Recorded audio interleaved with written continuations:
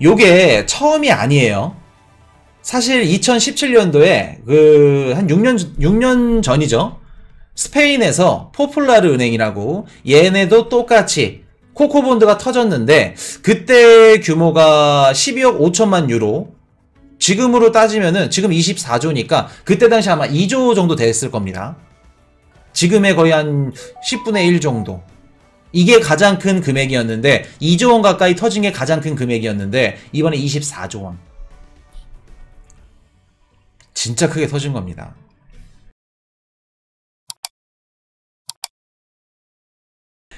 자, 이제 코코본드 배우겠습니다. 이번에 스위스 1등 은행 UBS가 2등 은행인 크레디스위스를 인수했습니다. 인수했는데 인수 과정에서 가장 큰 피해자가 속출을 했어. 누굴까? 가장 큰 피해자가 투자자? 뭐 투자자도 뭐 피해자겠죠. 누구냐면 CS의 코코본드를 갖고 있는 AT1 채권이라 그러죠. 코코본드를 갖고 있는 채권자가 가장 피해자입니다. 그럼 코코본드가 뭔지 한번 말씀을 드려볼게요. 코코본드 때문에 우리 시장이 지금 왜 흔들리고 있는지, 유럽 금융당국 그리고 영란은행에서 나와가지고 우리 괜찮습니다 막 언론 인터뷰를 하는 이유, 급하게 왜 그러는지 말씀을 드려볼게요. 자, 휴지 조각이 된 CS 코코본드 채권시장 신뢰 흔들흔들. 22조 원가량의 CS 채권이 순식간에 0원이 됐다. 요거 지금 경제방송이나 주식방송 보신 분들 많이들 보셨을 겁니다. 요거는 어떤 일들이 일어난지부터 말씀 한번 드려볼게요. 지금 스위스 정부가 우리 스위스 1등 은행 UBS한테 야, 크레디스위스 너네 인수해라, 사라. 거의 반강제식으로 너네 사라. 그래서 우리가 돈 좀 보태줄게. 이런 식으로 해서 지금 어떻게 됐어요? 인수가 들어갔죠. 인수가 들어갔는데 인수하는 과정 중에 크레디스위스가 발행한 채권이 있습니다. 얘네들이 발행한 채권인데 이름이 코코본드야. AT1 채권이라고. 얘네가 그 한 20% 정도, 규모로 따지면 한 22조 원입니다. 160억 스위스 프랑이니까. 근데 요게 다 0으로 처리가 됐어요.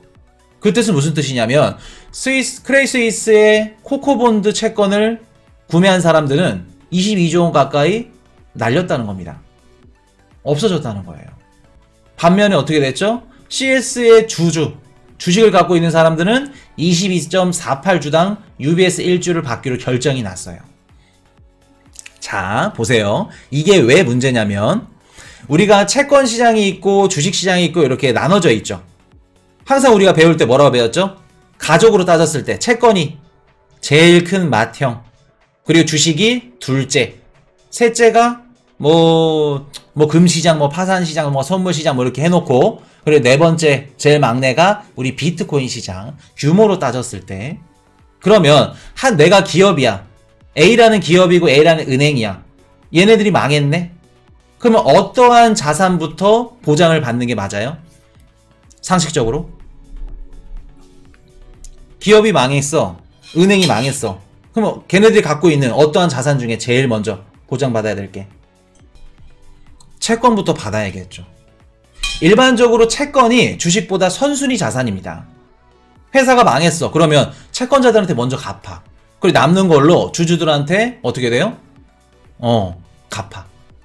그럼 주주들은 만약에 남는 돈이 있으면 손해를 안 보는 거고, 만약에 남는 돈이 없으면 손해를 보는 거고. 근데 이번에 벌어진 일이 뭐냐면 크레디스위스가 발행한 코코본드 채권이 아예 보장을 못 받은 겁니다. 22조 원이 날아간 거예요. 그러면 코인 이슈야, 채권이 주식보다 먼저 보장을 받는데 코코본드 채권이 뭐길래 왜 보장을 못 받았냐. 자, 코코본드가 이제 뭔지 말씀을 드려볼게요. 코코본드, 너무 귀여워.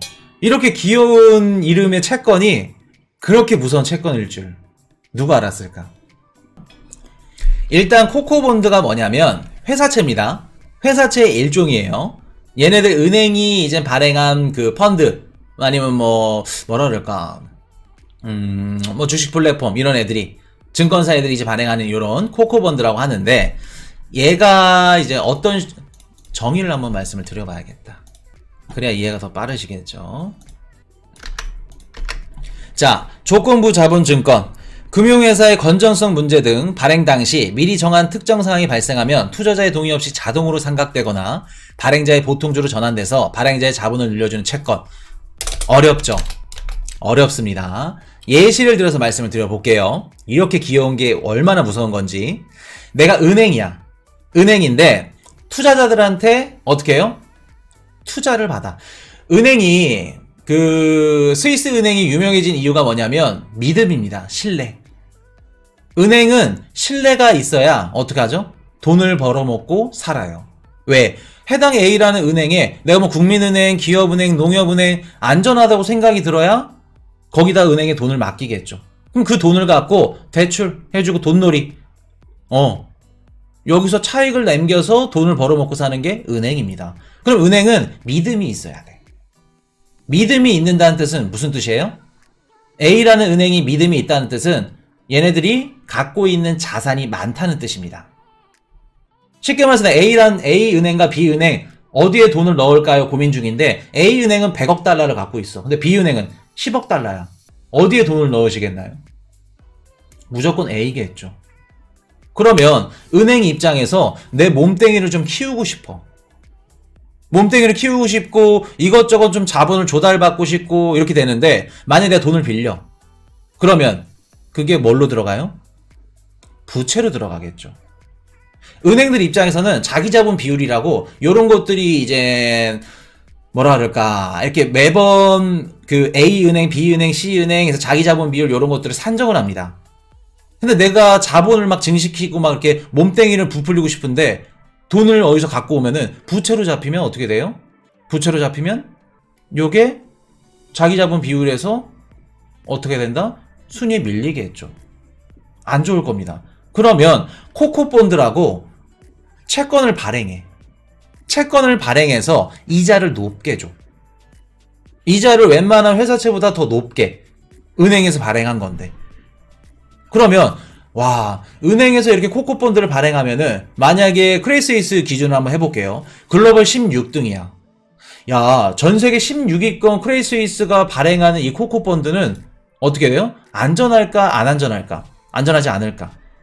당연히 안전하다고 생각하고 많은 금융사들, 개인들, 기업들 여기저기서 사겠죠. 근데 이 코코본드 처음에 살 때 조건이 있어. 조건이 뭘까? 이자율이 높아. 일반 회사채보다. 이자율이 높지만 이자가 높은 만큼 리스크가 당연히 커야겠죠.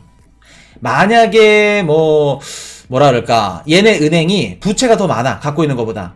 그러면 자동으로 주식으로 뭐 전환돼서 자본금으로 충당이 되던가 아니면 이번처럼 그냥 제로 없어지던가. 그러니까 극과 극이라는 거죠. 이자는 세대 만약에 해당 은행이 문제가 생기면 요거는 주식으로 전환이 돼서 그 회사 은행의 자본금으로 충당이 됩니다. 아니면 그 해당 채권이 제로가 됩니다. 0이 됩니다. 그런 조건들이 깔려 있는 게 코코본드라는 겁니다. 그러면 은행 입장에서는 어떻게 하죠? 코코본드로 자본을 계속해서 늘려. 내가 크레디스위스야. 코코본드를 발행해서 자본이 계속해서 들어와. 그럼 어떻게 돼요? 자기 자본 비율 뒤집어지겠죠. 자, 정부 입장에서는 이걸 왜 안 막은 걸까? 이렇게 위험한 건데. 정부 입장에서 왜? 이 코코본드가 언제 생겼냐면 2008년도 리먼 사태 때 전세계 글로벌 경기 대공황이 딱 터지고 난 이후에 생겼습니다. 이게 왜 생겼냐면 그 리먼 사태가 딱 터지고 나서 은행들이 막 도산이 나. 그랬더니 미국이든 유럽이든 전세계 글로벌 정부들이 어떻게 해요? 구제금융에 들어갑니다. 구제금융에. 근데 구제금융이 뭐라 그랬죠? 아까 우리 어떤 분이 구제금융 말씀하셔가지고 그거 위험한 겁니다 라는 말씀 드렸죠. 이번에 유럽도 스위스 대통령도 바이든 대통령도 구제금융 아니에요. 구제금융 이퀄 세금입니다. 그러면 2008년 리먼 사태 딱 터졌을 때 야 봐라 저축은행이 잘못을 해서 은행이 터진 건데 왜 우리 피 같은 세금으로 하냐. 정부 입장에서는 여론이 막 들끓을 수밖에 없어. 그러면 금융당국 입장에서는 코코본드라고 은행 얘네들이 코코본드를 만들어. 그래서 나머지 자금을 따로 빼놔. 그래서 만약에 은행이 망가져. 그러면 코코본드를 산 사람들은 어차피 얘네들도 책임이 있어. 위험성 자산을 산 거니까. 은행이 망가져. 그러면 이 채권자들이 무너지는 겁니다. 그리고 그 은행을 살릴 수 있는 자금을 누가 충당을 해요? 코코본드에서 충당을 하는 겁니다. 그럼 정부 입장에서 뭐냐면은 예전에는 은행이 무너지면 어떻게 했죠? 국민들이 낸 세금으로 구제금을 들어갔다 그러면 이번에는 은행이 무너져. 그러면 은행이 따로 모아놓은 코코본드 자금으로 은행을 살린 겁니다. 2008년도 때 딱 무너졌어. 공적 자금들이 미친듯이 투입되죠. 야, 국민 세금 쓰지 마라. 여론이 커지니까 어떻게 돼요? 코코본드 만들어서 위험을 납세자가 아니라 누구한테 떠넘긴다? 채권 보유자한테. 그러면 이번에 22조 원 날린 게 누구예요? 채권 보유자들. 크레디스위스의 채권, 코코본드를 갖고 있는 채권 보유자들이 이 위험성을 다 떠안은 겁니다. 그러면 정부 입장에서는 너무 좋겠죠. 욕도 누가 먹어요? 채권 보유자들이. 자연스럽게. 뭐 채권, 욕은 아니죠. 욕은 이제 은행들이며 채권 보유자한테 떠넘기는 거죠. 위험을. 그렇기 때문에 금융당국이나 정부 입장에서는 긍정적일 수밖에 없지. 이거를 그냥 냅두는 겁니다. 크레디스위스 너네, 이거 발행해, 코코본드 해, 자금 모아. 은행 입장에선 이거를 자금을 모으고 우리 재무제표에는 자금이 이렇게 많습니다 하는데 이게 부채로 안 잡히고 싹 다 이렇게 안 잡혀. 우리는 안전한 은행이에요. 이런 식으로 투자 받았어요. 자, 그럼 투자자 입장에서 설마 크레디스위스가 전세계 16위 글로벌 은행인데 망가지겠어? 무너지겠어? 얘네들이 언제 많이 투자 자금들이 들어갔냐면 2021년도 코로나 때 코로나가 발발하고 나서 정세계 정부에서 돈을 미친듯이 뿌려. 그랬더니 그 돈들이 주식, 비트코인, 은행에 미친듯이 들어갑니다. 은행에 막 예금량이 넘쳐나니까 그때 당시에 금리가 얼마였죠? 제로 금리였죠. 돈을 미친듯이 찍어대니까. 그 은행 입장에서 이걸 어떻게 해야 될까? 이 수많은 돈을 어디에 넣을까? 생각을 하다가 야, 크레디스위스에 한번 넣어볼까?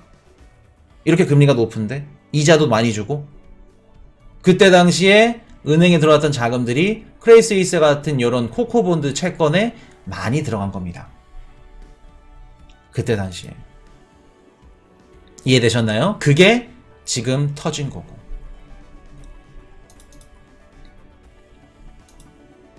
이해 안 되신 분? 이거보다 더 쉽게 설명해 드릴 수가 없어. 대한민국에서. 요게 처음이 아니에요. 사실 2017년도에 한 6년 전이죠. 스페인에서 포퓰라르 은행이라고 얘네도 똑같이 코코본드가 터졌는데 그때 규모가 12억 5천만 유로. 지금으로 따지면은 지금 24조니까 그때 당시 아마 2조 정도 됐을 겁니다.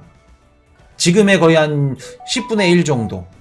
이게 가장 큰 금액이었는데 2조 원 가까이 터진 게 가장 큰 금액이었는데 이번에 24조 원. 진짜 크게 터진 겁니다. 자, 그러면 코인 이슈야. 코코본드가 터져서 앞으로 우리 시장에 어떠한 일들이 일어날 건데 자, 그거 한번 말씀을 드려볼게요. 일단 코코본드가 많은 사람들이 이제 막 은행이나 기관 투자자나 이런 애들이 많이 샀을 거라 생각을 하는데 요새는 헤지펀드나 기관 투자자나 은행이나 이런 애들이 안 사고 개인들도 많이 삽니다. 그럼 이렇게 코코본드가 날라갔어. 그러면 개인 투자자들도 많이 날렸다는 겁니다. 왜냐면 이게 어떤 식으로 들어가냐면은 일반 예금, 은행에 이제 넣는 예금이나 일반 채권보다 금리가 높아. 훨씬. 회사채 이런 것들보다 막 높아. 그리고 기간별로 이자를 지급을 하는데 정기적으로 좀 현금을 유동성을 돌리고 싶다. 굴리고 싶다. 하시는 분들한테는 너무너무 좋아. 얘네들이 만기는 없어요. 만기는 없는데 만약에 내가 크레디스위스야. 이거 콜옵션 5년 걸겠습니다. 예를 들어서 발행한 그 연도부터 5년. 콜옵션이 뭐냐면 채권을 다시 사줄게요. 5년을 딱 걸어놨으면 5년 뒤에 사주는 겁니다. 2만원 투자가 어딨어. 중도 상환도 가능해. 돈 쓰고 싶으면은. 그렇기 때문에 코코본드가 개인 투자자들이며 기관이며 헤지펀드며 굉장히 많은데 코코본드 전세계 발행시장 규모가 360조 원 정도 됩니다. 360조라면은 360조 규모는 지금 크레이스이스가 터진 게 24조 원이죠. 24조 원에 거의 몇 배야? 한 12배? 10배? 11배?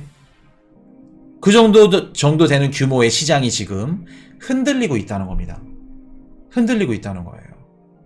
코코본드 문제가 터질 것 같으니까 제니 옐런이 먼저 행동을 한 거일 수도 있다는 생각이 드네요. 뭐 그것도 그럴 수 있겠죠. 근데 코코본드가 딱 이렇게 터지니까 유럽 금융당국이랑 영란은행에서 발표를 했습니다. 야, 코코본드 걱정하지 마. 채권이 먼저야. 선순위야. 안정을 시키는 겁니다. 그래서 이제 그거 제니 옐런은 금리 인상이 좀 더 가깝다는 거, 안정감을 주는 게, 그렇게 보시면 되는데 360조 원 규모 중에 24조 원이 터졌다는 겁니다. 자, 그러면 코코본드가 이렇게 보장을 못 받았어.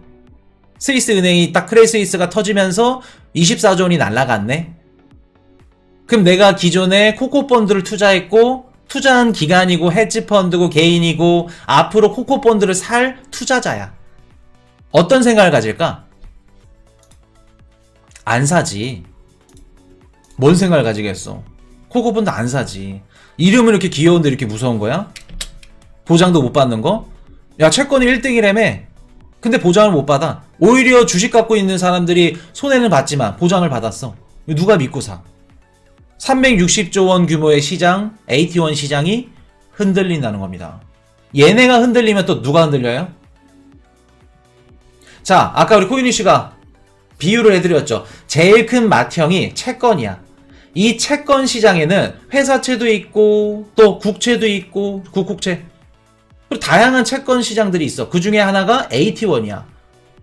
근데 AT1이 흔들려. 그러면 당연히 우리 국고채든 뭐 회사채든 이런 애들 다 흔들리겠지. 그리고 AT1과 비교되는 이런 각종 기업체들, 회사채들, 얘네들도 당연히 영향이 가겠죠.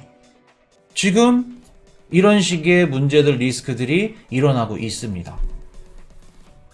자, 그럼 은행으로 한번 가볼게요. 내가 은행이야. 유럽에 있는 은행이야. 기존의 크레이스이스처럼 코코본드를 만들어서 자금을 막 끌어야 돼. 근데 코코본드 발행해서 사람들이 몰려올까? 아무리 유럽 금융당국 뭐 여기저기 안전합니다 얘기해줘도 코코본드 발행 할 엄두가 안 나겠죠. 발행해도 자금이 안 모이겠죠. 그러면 은행들의 수익 구조가 어떻게 될까? 유럽은행이든 뭐가 됐든 간에 이런 식으로 터지니까 유럽에 있는 은행들의 수익 구조는 어떻게 돼요? 떨어지겠죠.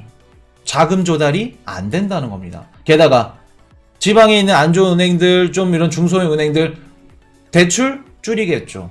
당연히 대출 줄이지. 왜? 우리도 뱅크런 날 것 같습니다. 돈을 어떻게 빌려줘? 10원 한 장이라도 더 갖고 있어야겠지. 안 무너지려면. 자금 경세까지 일어난다는 겁니다. 이해되셨나요? 지금 그런 상황이에요. 이런 문제들이 코코본드가 얼마나 무서운 건지 아시겠죠? 자, 그러면 한 가지 희망적인 얘기를 드려볼게요. 코코본드의 위험성은 유럽은행, 쉽게 말하면 미국을 제외한 은행들에 해당이 됩니다. 그 뜻은 뭐냐면 미국에 있는 은행들은 코코본드 발행이 거의 없어요. 그래서 코코본드를 무리하게 발행해서 무너진다. 요거는 미국 은행들한테 해당이 안 됩니다. 긍정적이죠. 근데 반대로 얘기하면 미국 은행인데 얘네들이 코로나 때 돈이 막 많이 들어와서 이 자금을 크레이스이스에 맡겨놨어. 코코본드를 샀어. 코코본드를 투자한 미국 은행들은 어떻게 된다? 흔들릴 수 있다. 대신 발행을 하지 않았기 때문에 발행 위험성에 대해서는 걱정 안 하셔도 된다. 물론 이 시장의 불안정한, 채권 시장의 불안정한 이런 것들이 일단락 안정화가 되고 계속해서 정부에서 이렇게 도와준다, 안정이 되면은 문제 없습니다. 쭉 상승하는데도 문제 없겠죠. 근데 이게 계속해서 흔들려. 약한 고리가 계속해서 흔들리면서 여기 부서지고 여기 무너지고 여기 찢어지고 하다 보면